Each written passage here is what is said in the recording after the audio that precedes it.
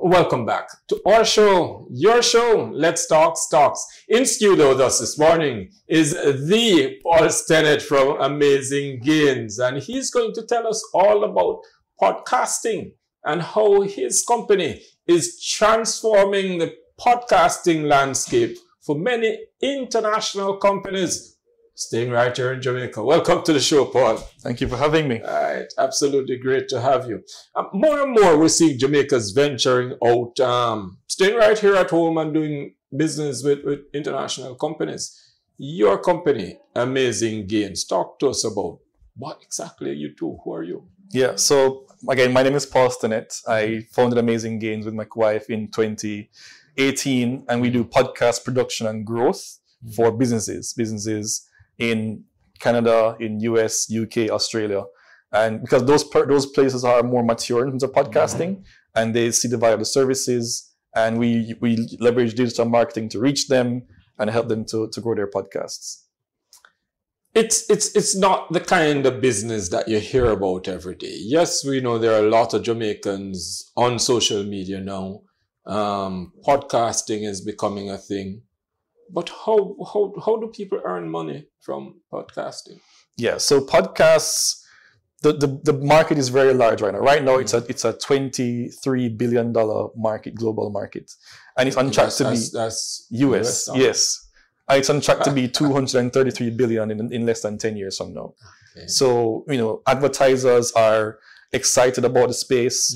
They're running ads. Business also can capitalize by selling their services and their products directly through the podcast. It's really powerful because there's no medium better than podcasting for turning somebody who is kind of like on the sidewalk, on the fence about your company, to being ravingly, madly in love with your company, because you're in their ear for more than probably their significant other is in their ear for. Sometimes you're talking to somebody for an hour, 3 hours a week. That time spent in your ear is very valuable to building a relationship. Okay, and what you are doing is showing businesses how to utilize this space, and also helping them to produce their advertising, their promotions for that space. That's what you do? That's what I do. Talk to me about that and how you got into that. Yeah, so I got into it from, I was a podcaster myself. In 2017, I did a podcast called The Transformation Blueprint. And I rapidly saw how that transformed my own personal network. I came into the business not knowing anybody in the space. And through that podcasting experience, I was able to meet Zachary Harding and Dushan Savadia. I was able to meet a lot of people, Joe Mantala, all these people I was able to meet just from being somebody who kind of like virtually nobody, but I knew people, and that providing people that platform to talk about their businesses, what they're working on, getting inside the minds of what they do. I was able to build a podcast, which got fairly successful. When I left my job at the end of 2017, I started to see that there are other podcasters overseas who were doing podcasts, but they weren't as effective as I was. They weren't cutting through and making an impact as they wanted to make. So I said, what, let me offer my services. Let me do what I have been doing with my podcast, but for your podcast and for all the other people's podcasts. And, they pay me a retainer to do that for them month over month. And then that's how the business started and snowballed. Okay. Give us some examples. You say you help them. Give us some examples of some of the things you do for these companies. Yeah, so most recently, since 2022, we launched our video arm. So that means that we're producing now not just audio but video for our clients. And so what that looks like is, so we have a client. Her name is Veronica. She does a podcast about quitting alcohol, becoming a sober person. It's not a very mainstream topic, but there's an audience there's an audience for it. And we were able to grow her podcast audience just using organic things like social media marketing to grow her audience to 50,000 listeners every month. And we've now grown her YouTube channel, which is now putting out video, to over hundreds of thousands of views. So it's just like, how do we take something that is long form, like in a nice 20 to an hour long conversation, find the best, most engaging parts of that conversation, expose it to a wider audience, and then have that audience come through and become active listeners. And then when they become active listeners, over time, like as you said, the relationship is built, and you make offers to that audience. You know, she does a seminar here, a workshop there. She does one-on-one coaching to help people to make a real habit about becoming sober. And she makes those offers through her podcast, and then those sell out. Mm-hmm. So you're building up these people, but how does social media in and of itself and digital, just the digital space, the digital marketing, how does that help to transform a business in a real way? Yeah, there's such a really benefit to being born and being alive in this age that we're in, because technology has really leveled the playing field for any business to compete. Any business can start and outproduce a company like, I'm not saying that, but I might say like a Grace Kennedy or Jamaica produce. They can outproduce these companies just by the fact of using social media in a more effective way than their competitors. So, you know, using tools like TikTok or Instagram, Facebook, or YouTube, there are platforms that exist that already have millions of people on it actively every single day.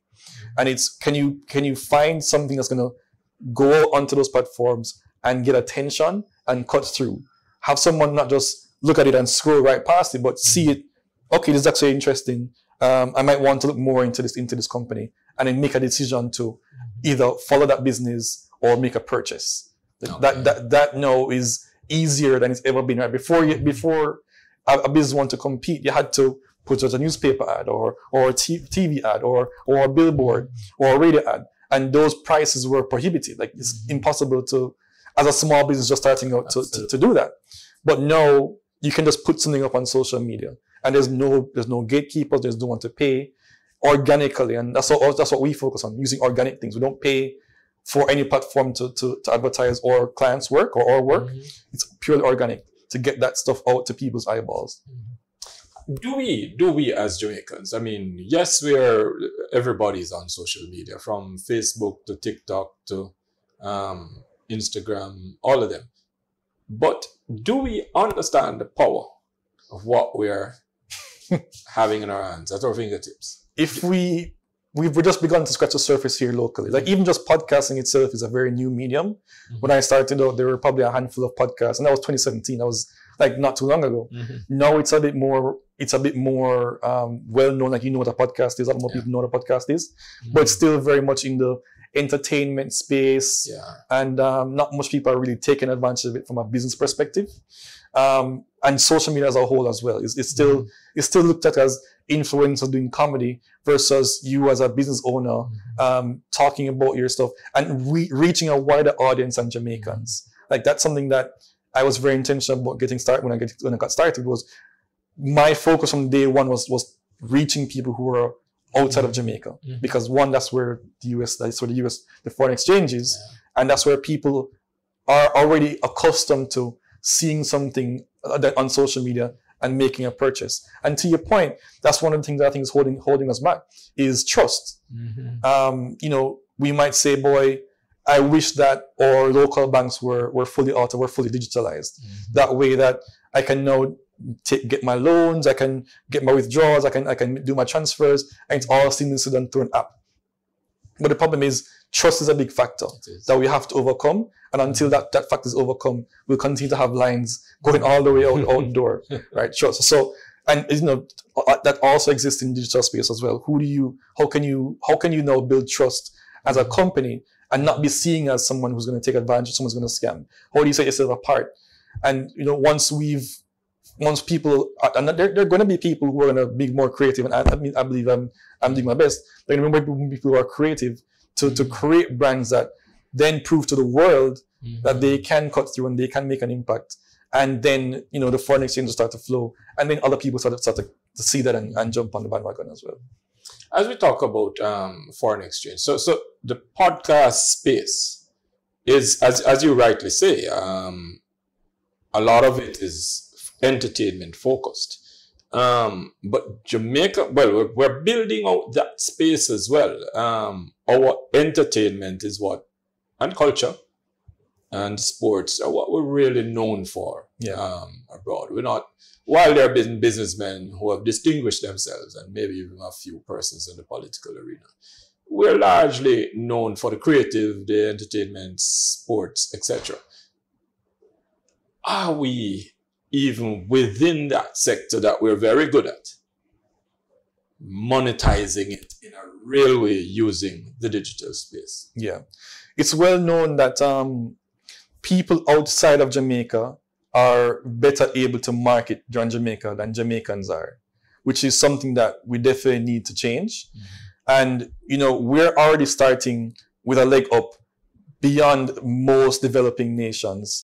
The legacy of Bob Marley, because of the legacy of Usain Bolt and other standout Jamaicans, Sean Paul, etc. We already have a brand that we should be taking advantage of. And the brand has certain values attached to it. There's excellence, there's, we look at Wutalawa, there's all those things that people can associate, that we can associate.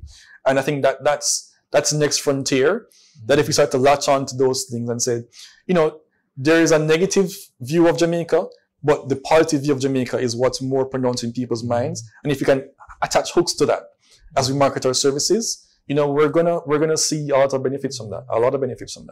And not hide our accent, not hide where we come from, but actually lead with those things. I think that will get us into the room and get people more excited and interested to want to work with us. Which one of the spaces is the better space for business and business content? And are people really interested in looking at businesses and what they do and the economy and that kind of stuff? I think people are very, recently we were talking, or I saw recently that, the Jamaica Stock Exchange was something that was very interesting to people outside of Jamaica. The wider business community was looking at what was happening here as a good case study. And I think everybody has value to offer, has value to provide. And, everybody what's really popping, what's really going, wild in America is just insight. Like I want to know what it's like to be at a certain type of person in a certain part of America. And those stories are really transformative. Those stories are really, really cut through. There are no barriers right now in terms of, if you have a story, if you are living in a certain part of the world, there are people who want to know about what you're going through, about your circumstance, about your day-to-day, about talk about the business context specifically. You look at like Eddie Folcall, you look at like these other companies who are just listed. What's it like on a day-to-day? What are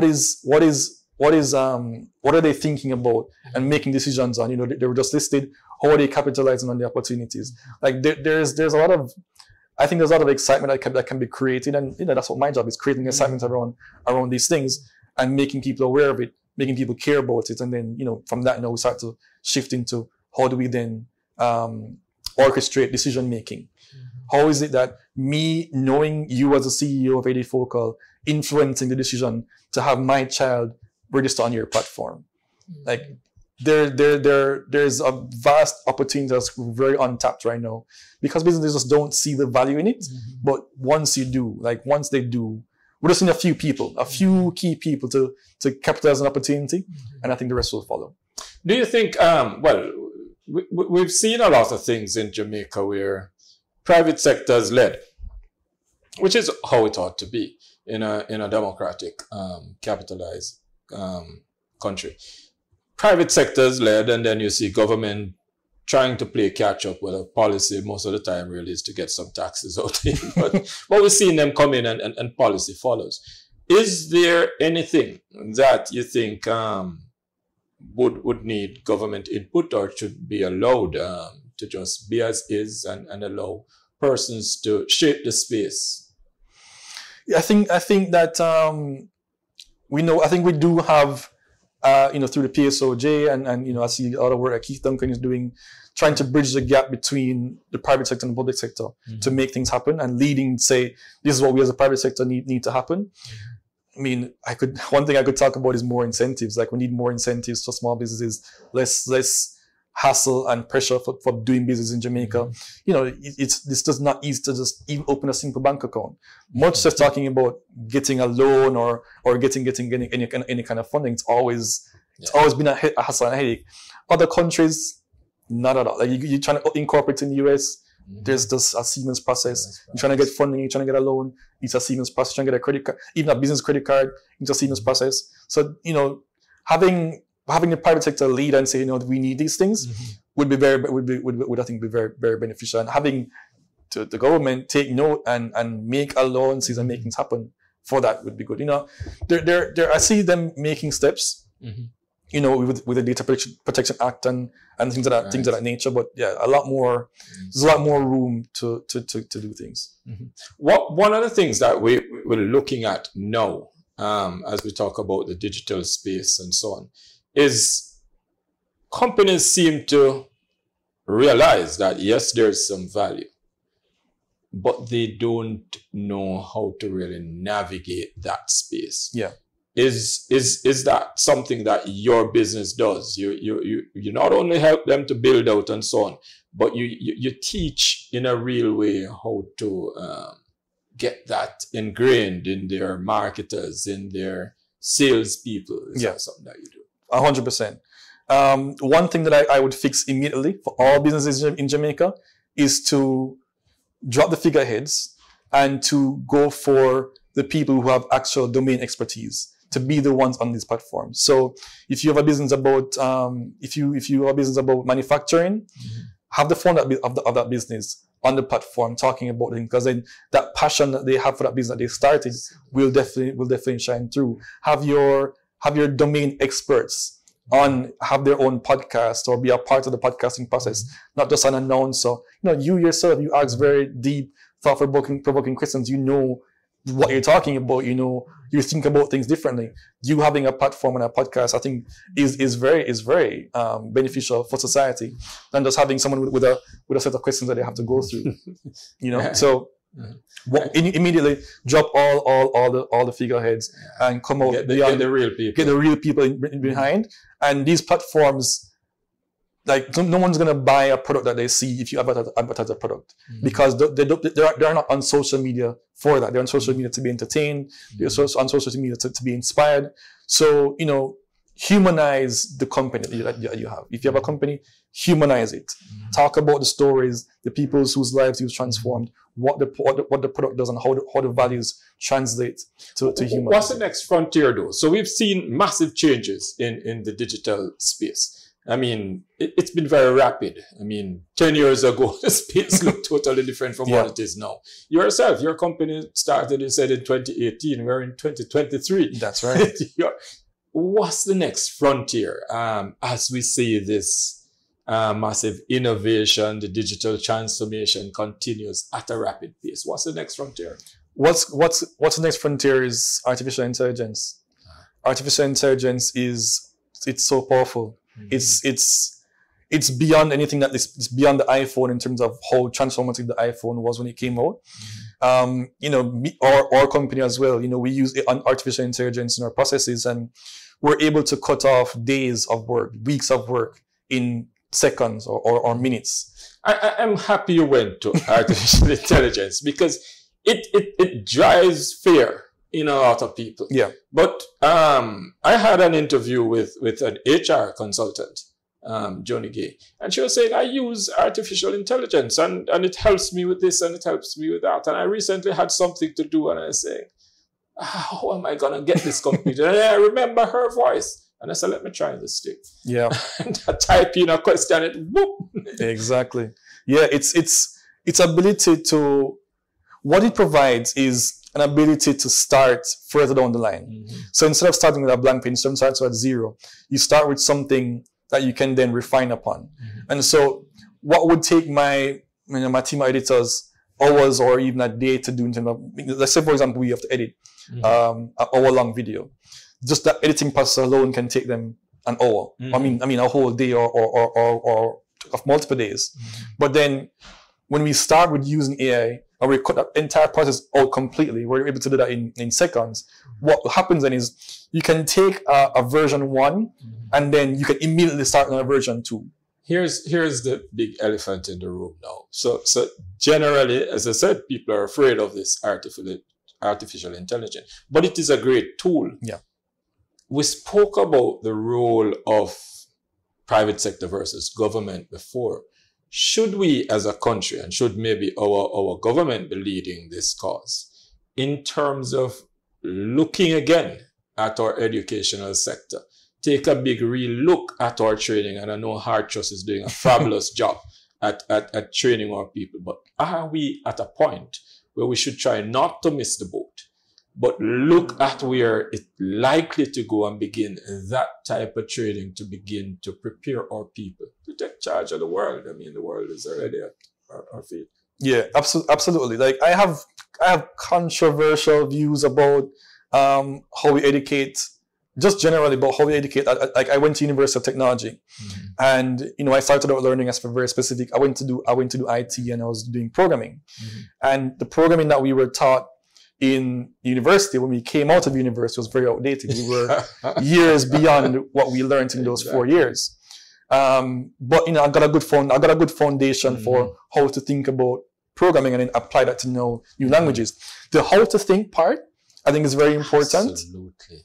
It's very crucial. But the other parts about what languages to use and stuff, that is less important. And I think that in terms of education, like all of the stuff that we're learning right now, you rightly said, may just be outdated by the time they're finished. Or AI can just like do that in all that you've spent 4 years learning can just be done in seconds with AI. So then how do we then, just like learning how to think, how do we then use AI and learn how to use AI to then give us better version ones? Or even how to be creating further advances in AI. Right. You know, it's amazing. When we look at technology and what it can do. When I went to school, and that might date itself, but it is okay. I was told we couldn't carry the calculator into the maths exam. Yeah. No, you can't go in an exam without the calculator. That's right. And that is how we should be advancing. Yes. So because AI is the calculator of our generation. We're going to go into the next generation thinking we cannot go into a test without AI, because it's such a powerful tool.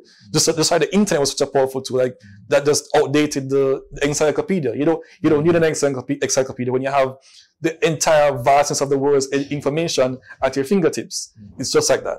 The calculator of our generation is going to be AI. Well, we started out talking about podcasts. Look where we reach. That's right. Absolutely great to have this discussion, and we could go on and on. Yeah. Your company, Amazing Gains, what's the next steps for you? You're doing fabulous. You're taking on the world. You're bringing in clients. What are your plans going forward, and how will you incorporate the local sector into it? I would love to see a revolution or evolution of podcasting locally, where people are taking advantage of it, not just entertainment, but all sectors are using it. Businesses are using it in the right way, because I see business doing podcasts, but not in the right way in terms of they're not going to retain listeners if the same problem I mentioned, they're not exposing the domain experts, the people, the founders, to these conversations. So I want to be a part of the change to see podcasts evolve in our space and have people take advantage of it. For myself, one of the first podcasts I listened to was a podcast by Tim Ferriss. And I'm not sure if you're familiar with that name. Yeah? Okay. Yeah, he wrote a 4-hour work week, in case everybody's wondering. And his podcast, I listened to the very first 7 episodes, and that transformed completely my thought process around business and entrepreneurship. I wasn't an entrepreneur at the time. I wasn't thinking of entrepreneurship. I was happily working in a job, thinking that I continue to climb that ladder and get better and better and get more and more from money. But then everything changed once I heard about the possibilities of that, and him exposing experts on that. I see that you don't want us to wrap up this interview because you're getting me on now about entrepreneurship. I tell my colleagues here, you have to have entrepreneurship. Yeah. You have to own a part of that revenue stream. Every single thing that we've read has told us it is the owners of capital that are gonna make the money. Boy, Paul, it was great. Absolutely great talking to you today. You as well. So it's Paul Stennett that we have on today, and he's from Amazing Gains. An amazing interview it was as he gave us some tidbits, some great insights as to the world of podcast and the possibilities, even looking at AI as we look into the future. That's what we do here on Let's Talk Stocks. We give you information to make better financial decisions. Come back with us tomorrow morning at 9. We'll have another insightful program lined up for you.